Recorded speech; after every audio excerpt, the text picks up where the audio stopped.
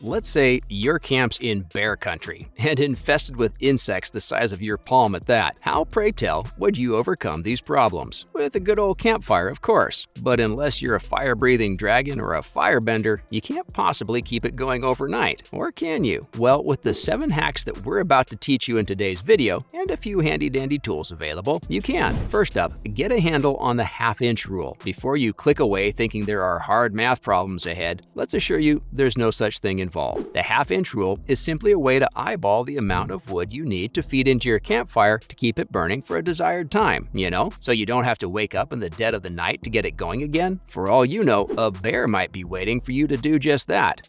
Jokes aside, here's how the rule works. Basically, for timber that's less than 6 inches in diameter, every half an inch of wood will give you about half an hour in burning time. If what we just told you just went right over your head, consider this example. Say your piece of wood is like 7 inches. That's 7 hours worth of fuel. So if you were to ignite your fire at about 9 at night, it would last you till at least 7 in the morning. Sounds easy enough, doesn't it? It is. But before we can proceed, we'll have to warn you that while the rule normally works like a charm, the burn time might shift depending on the type and size of your lumber. For instance, wood about 6 inches will require an hour to burn through because the formula will shift to an inch per hour. Regardless, you should memorize this and gather your wood accordingly. And just a word of advice, gather loads of it in the morning. There's no such thing as too much wood because, trust us, you don't want to go looking for it after sundown, especially when Winnie the Pooh might be just around the corner. Again, if you're bad at math or a first-time camper with a terrible eye for good wood, you can buy it at Home Depot or use a girth tape, whatever floats your boat. Speaking of wood, here's the kind you should look out for if you want your campfire to last you through the night. Next, slow-burning wood is your friend. You know what's just as good as a slow-burn romance? Slow-burning wood. Yeah, that was a horrible analogy, but what we said is still relevant. That is, you should always look for or invest in wood that'll take its sweet time to burn through. What kind of wood might that be, you ask? Well, from what we know, seasoned campers always keep an eye out for timber ranging from birch, beech, and maple to oak, ash, and cherry. Besides this, they like to ensure that their pieces are thick enough, since the thicker the wood, the longer its burning potential. Now that we've gotten that out of the way, here's what we want you to remember. Don't forget to gather or buy quick-burning wood. You'll need it to get the fire started. And if you were wondering, you can't do it with slow-burning lumber. It'll take you hours to build that preliminary bed of coals that's necessary for a long-lasting fire. Seeing just how quickly night sometimes falls, you clearly don't have the time for that. So, plain and simple, while you're out scouting for slow-burning wood, collect some twigs and trash as well. Another thing that might come in handy is rocks. Intrigued? Sit tight as we explain how they play into this. Now, for rocks to the rescue. This will sound insane to you, but rocks are awesome heat reservoirs. They're perfect to maintain the energy levels of your campfire. But every rose has its thorn, or more to the effect, every rock has its crack and air pockets. Briefly, be careful not to chuck entire boulders, which are more likely to have air bubbles, into your fire.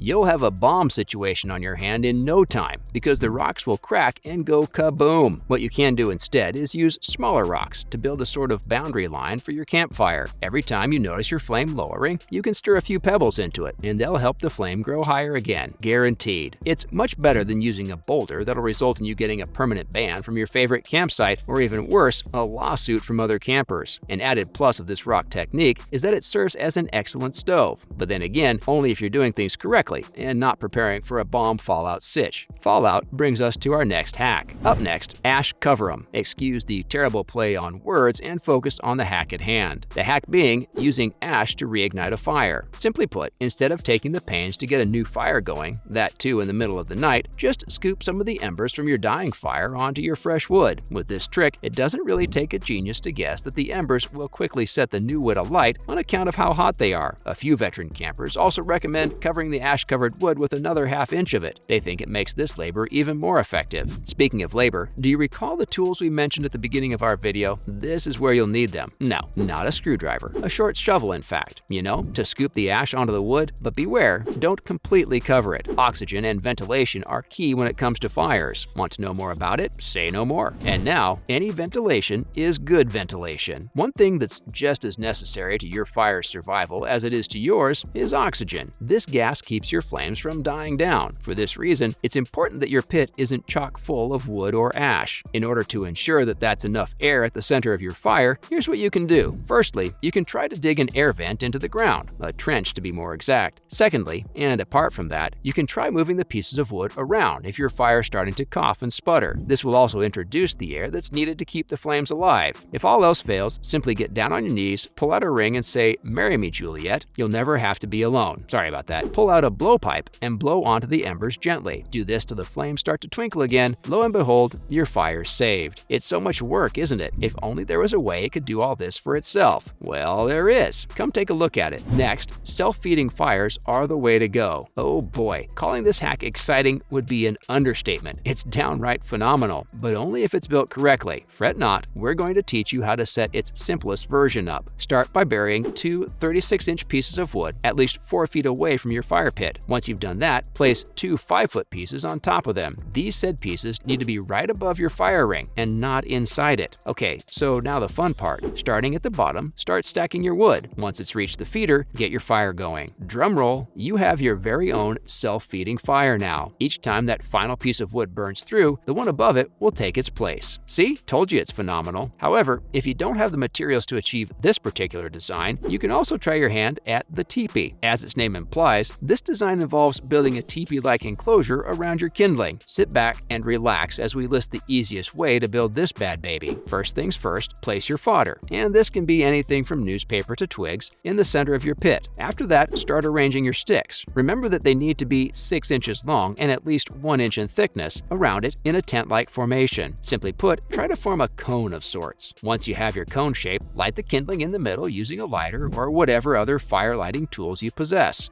Firebend if that's what you want. Just get the fire going. With your fire finally twinkling, experiment with the ventilation to see what works best. Ta-da! There's your teepee. But in case you can't seem to set the conical shape up, you can also build it in a box or cabin style, which, if it wasn't obvious enough, will be built to match a box or a cabin. Duh. And on that note, happy camping. We sincerely hope that your fire helps keep Winnie the Pooh and his gang away. That's a wrap for this video. Which one of these hacks would be easiest to pull off? Have you ever camped without a campfire? Let us know in the comments below. Make sure to give this video a thumbs up and subscribe to our channel for more videos like this. See you in the next one.